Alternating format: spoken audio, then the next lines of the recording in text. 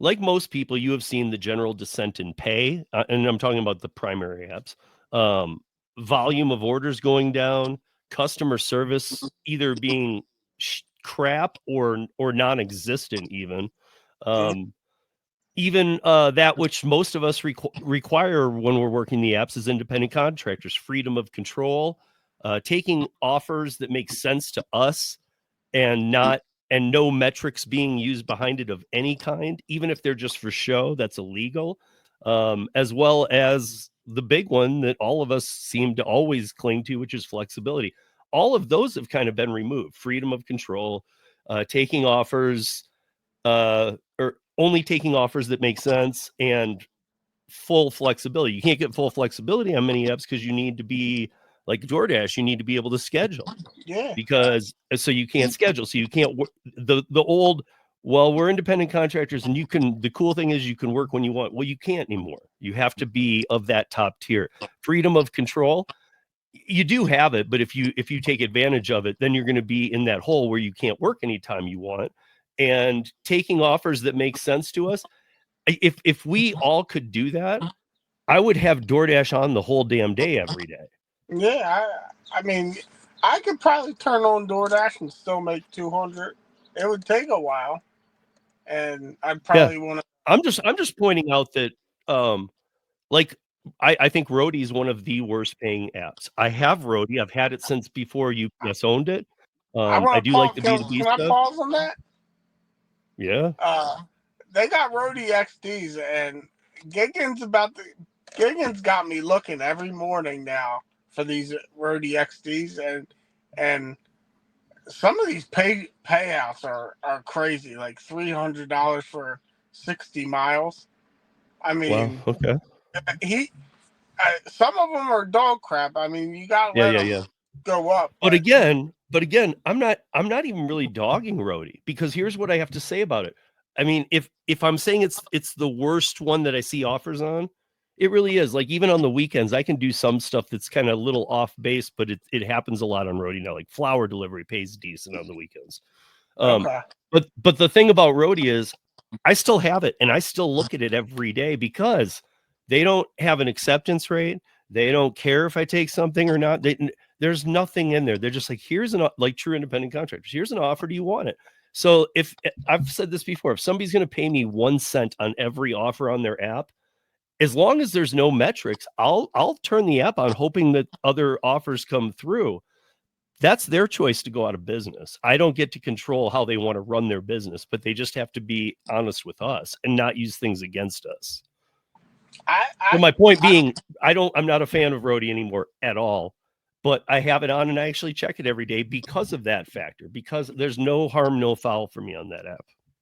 I will look at Rody before I even look at DoorDash. That's how. And I've been on Rody for 3.5 years, and this year is the Mm-hmm. first year I ever took an offer. And See, and another then good thing about Rhodey, every other app would have deactivated yeah, you 2 years and ago. like Gigan started showing me these Rody XDs, and then I started seeing people on Facebook showing all these high payouts. So now I'm looking for them, and the good one, unfortunately, most of them get snatched up before I can do them because Mm-hmm. I'm doing catering. And but Gigan said just you can do it. You can finish whenever you want. So what I'm gonna do is I'm gonna eventually take one because he Yeah. said it's small medicine or something. I forget, but I, Mm-hmm. that fits in my card with no issues. I mean, but I seen a couple that were 300 plus, and they were going like less than 80 miles, and most of the miles were coming from the warehouse to your first drop off. So like once you got to your first drop off, you're probably only doing like 15, 20 miles. Right. But there's some Right, but it is factoring in all that, getting yeah, there. yeah, Where are you going to be? Where are you ending at? Because yeah, that might not be an area you can hang in to get another ride, and will it get you back to your area? yeah. So So I look for ones that bring me back to where I'm trying to go. Like they're yeah, they're, there was one yesterday I seen. It was like $158, or no, it was like $200. And when you looked at the where the drop off, it would have been like 500 miles total. I'm like, what person is taking that? But it gets snatched up. Like, I don't get it. There was a Curry today, 178 miles, or $178 going 270 miles. Somebody took it right away. And then, you know, in my market, I have a community post up where I was just telling people, just settle the hell down. Even if my market's a better curry market than other people's, like last week, I saw at least 20% of the offers went up at least once. I had one that went up 6 times in 22 minutes. And everybody's like, it goes up $2. It went up 2, it went up 5, it went up 10, it went up 2, it went up 10. Like, it went up so many times. And it's random how it does it. Again, everybody needs to understand that with Curry and some of these, that's not Curry doesn't make all those decisions. That's the customer that puts in the price they want to pay.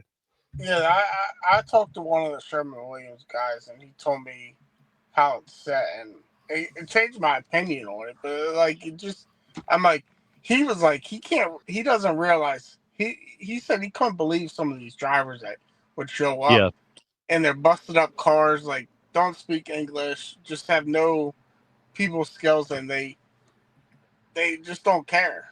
And that's because that's what you're getting when you're paying so low. You don't. Well, and that's the problem that, you know, I mean, everybody has to scale their business to grow. I get that. And when I started with Curry, I actually did a campaign for him for like 6 months. I was working with him directly like 4 years ago. I've been on the platform for 4 years. But I've done a ton of them, and I mean a ton, and literally like, you know, they obviously the pay was huge then, and the pay can still be big, but now for sure, one thing absolutely is that the volume is through the roof. Like, they acquire new clients, whether they be national or local. And the thing about the local ones is, if they acquire 2 national clients and then they, in my market, acquire 25 Denver regional, but then in your market they acquire the same 2 nationals if you have them, and then they only acquired 3 new regionals, they're not going to bring on many drivers. Here they'll bring on a bunch. And I think they're starting to learn that part of the reason that the pay has had to go down a bit is because of exactly what you just said, that they have, in the beginning, they seem to be, I mean, you can't discriminate or anything. We're saying they weren't doing that, but at the same time, they were getting people who were working, who were gonna do these offers. They understood it, or quickly after being on the platform, they understood. So I don't know what the difference is now, but you know, I mean, they didn't just go, whatever, dude, forget the waiting list, let everybody on. I mean, they're still running that the correct way. I'm just, now it seems like, damn, like, I agree with you. I see them all the time. And all of these places, even the big city I live in, all these places know me. When you used to see me live stream, dude, like all the Shermans knew me, but the mega store down south by Tony, the Driven Dad's house, they all know me. They know me by name, and they would complain to me about drivers. They would know I'm live streaming. I know some of the people who watched me live stream and take the deliveries where they needed to go. Yeah, I know. I mean the clients who I'm picking up from.